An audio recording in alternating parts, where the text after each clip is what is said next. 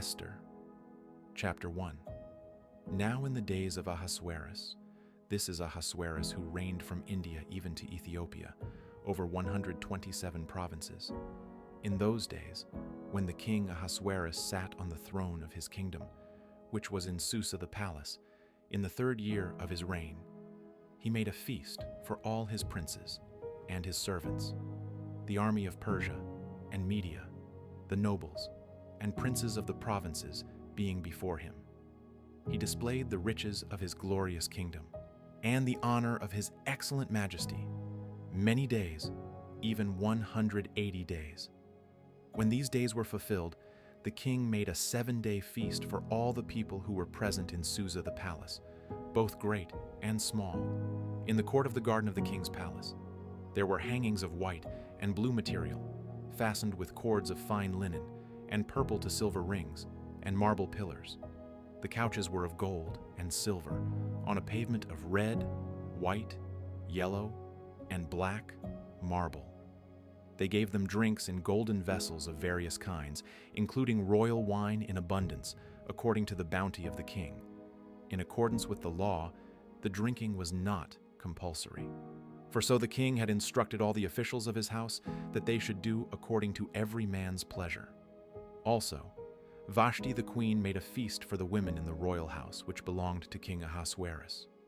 On the 7th day, when the heart of the king was merry with wine, he commanded Mehuman, Biztha, Harbona, Bigtha, and Abagtha, Zethar, and Carcass, the 7 eunuchs who served in the presence of Ahasuerus the king, to bring Vashti the queen before the king wearing the royal crown, to show the people and the princes her beauty, for she was beautiful. But the queen Vashti refused to come at the king's commandment by the eunuchs. Therefore the king was very angry, and his anger burned in him. Then the king said to the wise men, who knew the times, for it was the king's custom to consult those who knew law and judgment, and next to him were Karshena, Shethar, Admatha, Tarshish, Maris, Marsena, and Memucan, the 7 princes of Persia and Media, who saw the king's face and sat first in the kingdom. What shall we do to Queen Vashti according to law, because she has not done the bidding of the king Ahasuerus by the eunuchs? Memucan answered before the king and the princes, Vashti the queen has not done wrong to just the king, but also to all the princes and to all the people who are in all the provinces of the king Ahasuerus. For this deed of the queen will become known to all women, causing them to show contempt for their husbands when it is reported. King Ahasuerus commanded Vashti the queen to be brought in before him, but she didn't come.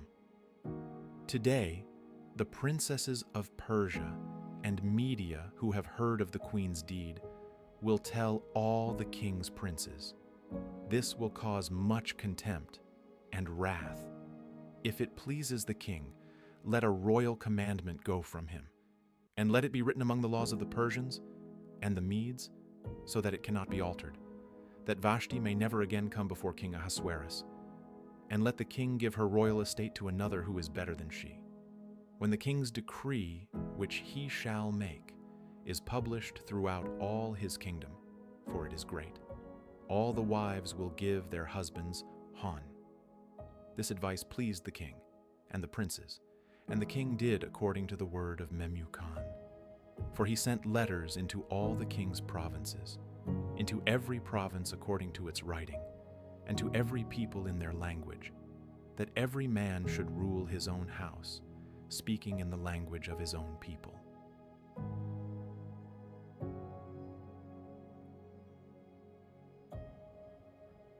Esther Chapter 2. After these things, when the wrath of King Ahasuerus was pacified, he remembered Vashti and what she had done, and what was decreed against her. Then the king's servants who served him said, Let beautiful young virgins be sought for the king. Let the king appoint officers in all the provinces of his kingdom, that they may gather together all the beautiful young virgins to the citadel of Susa, to the women's house, to the custody of Haggai the king's eunuch, keeper of the women. Let cosmetics be given them, and let the maiden who pleases the king be queen instead of Vashti." The thing pleased the king, and he did so.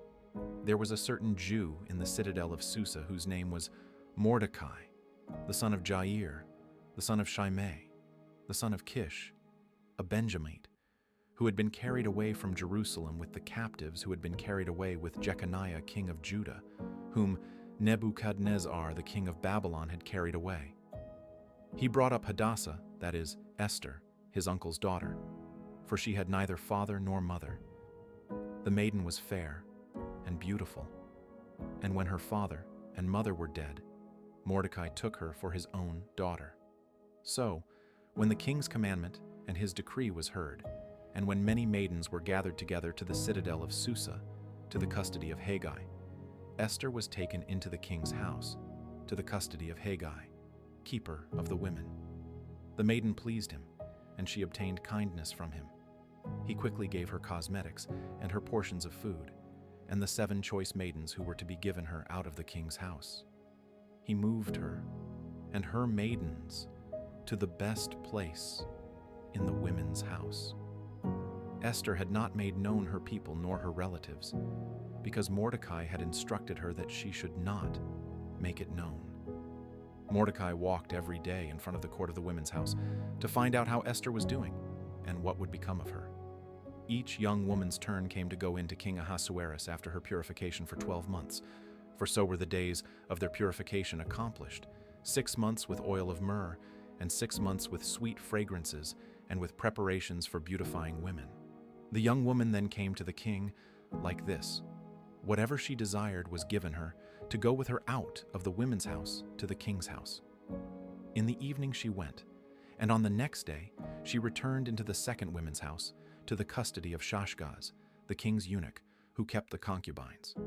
She came in to the king no more, unless the king delighted in her, and she was called by name.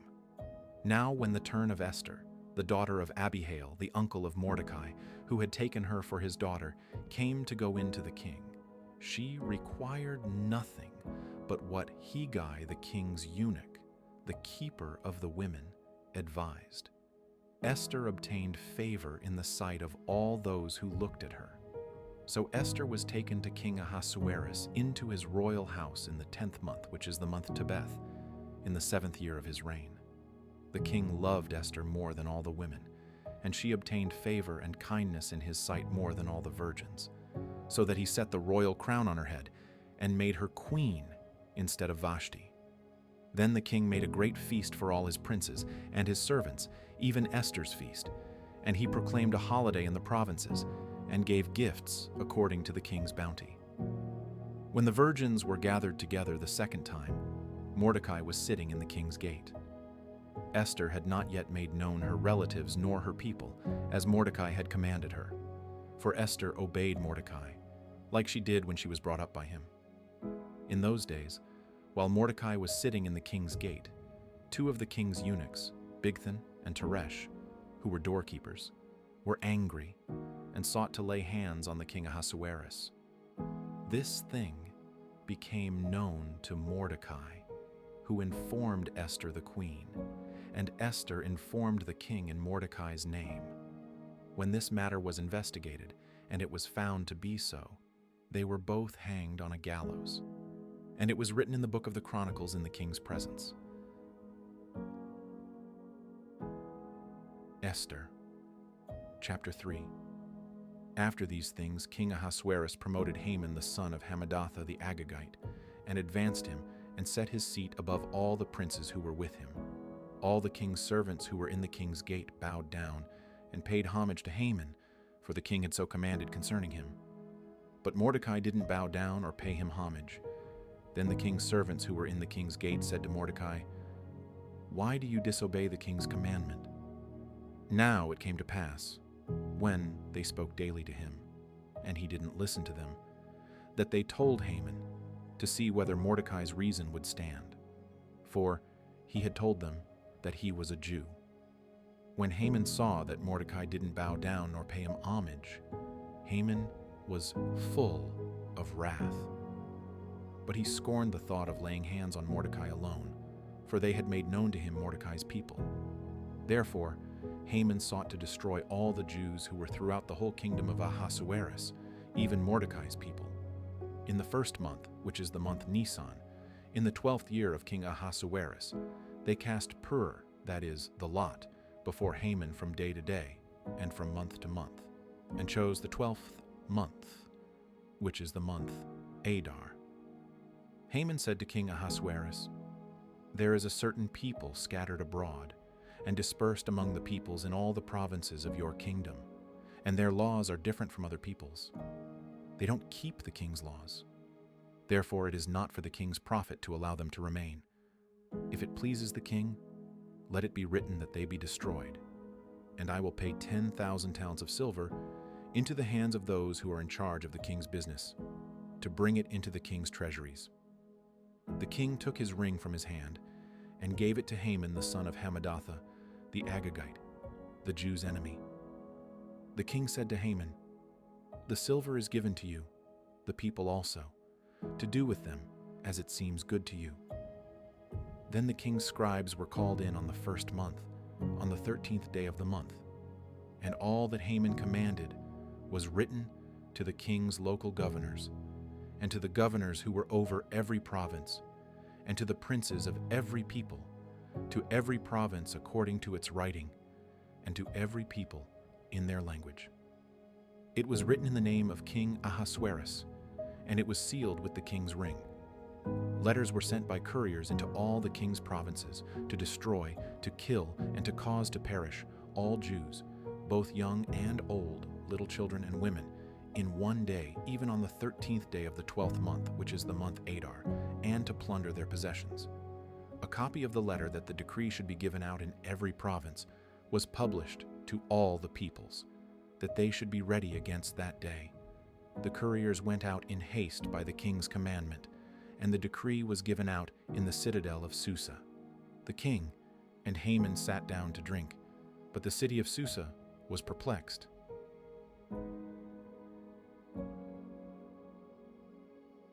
Esther Chapter 4.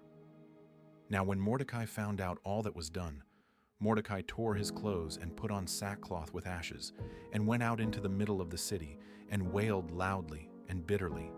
He came even before the king's gate, for no one is allowed inside the king's gate clothed with sackcloth.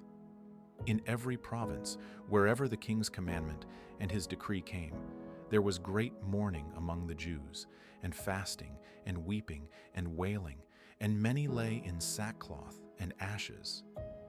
Esther's maidens and her eunuchs came and told her this, and the queen was exceedingly grieved. She sent clothing to Mordecai to replace his sackcloth, but he didn't receive it. Then Esther called for Hathach, one of the king's eunuchs, whom he had appointed to attend her, and commanded him to go to Mordecai, to find out what this was and why it was.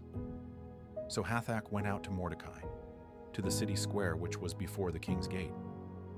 Mordecai told him of all that had happened to him, and the exact sum of the money that Haman had promised to pay to the king's treasuries for the destruction of the Jews. He also gave him the copy of the writing of the decree that was given out in Susa to destroy them, to show it to Esther, and to declare it to her, and to urge her to go in to the king to make supplication to him, and to make request before him for her people. Hathach came and told Esther the words of Mordecai. Then Esther spoke to Hathach and gave him a message to Mordecai. All the king's servants and the people of the king's provinces know that whoever, whether man or woman, comes to the king into the inner court without being called, there is one law for him, that he be put to death, except those to whom the king might hold out the golden scepter that he may live. I have not been called to come into the king these 30 days. They told Esther's words to Mordecai. Then Mordecai asked them to return this answer to Esther. Don't think to yourself that you will escape in the king's house any more than all the Jews.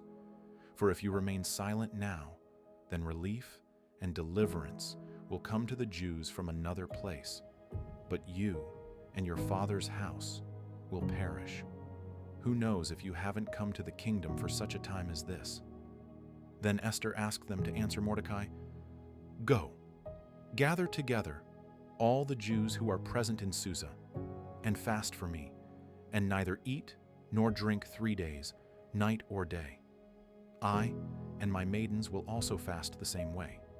Then I will go into the king, which is against the law, and if I perish, I perish." So Mordecai went his way, and did according to all that Esther had commanded him. Esther Chapter 5. Now on the 3rd day, Esther put on her royal clothing and stood in the inner court of the king's house, next to the king's house. The king sat on his royal throne in the royal house, next to the entrance of the house. When the king saw Esther, the queen, standing in the court, she obtained favor in his sight, and the king held out to Esther the golden scepter that was in his hand. So Esther came near and touched the top of the scepter. Then the king asked her, "What would you like, Queen Esther? What is your request? It shall be given you even to the half of the kingdom." Esther said, "If it seems good to the king, let the king and Haman come today to the banquet that I have prepared for him." Then the king said, "Bring Haman quickly, so that it may be done as Esther has said." So the king and Haman came to the banquet that Esther had prepared. The king said to Esther at the banquet of wine, "What is your petition? It shall be granted you. What is your request? Even to the half of the kingdom it shall be performed." Then Esther answered and said, "My petition and my request is this: if I have found favor in the sight of the king, and if it pleases the king to grant my petition and to perform my request, let the king and Haman come to the banquet that I will prepare for them, and I will do tomorrow as the king has said." Then Haman went out that day joyful and glad of heart. But when Haman saw Mordecai in the king's gate, that he didn't stand up nor move for him, he was filled with wrath against Mordecai. Nevertheless, Haman restrained himself and went home. There he sent and called for his friends and Zeresh, his wife. Haman recounted to them the glory of his riches, the multitude of his children, all the things in which the king had promoted him, and how he had advanced him above the princes and servants of the king. Haman also said, "Yes, Esther the queen let no man come in with the king to the banquet that she had prepared but myself, and tomorrow I am also invited by her together with the king. Yet all this avails me nothing, so long as I see Mordecai, the Jew, sitting at the king's gate." Then Zeresh his wife and all his friends said to him, "Let a gallows be made 50 cubits high, and in the morning speak to the king about hanging Mordecai on it. Then go in merrily with the king to the banquet." This pleased Haman, so he had the gallows made.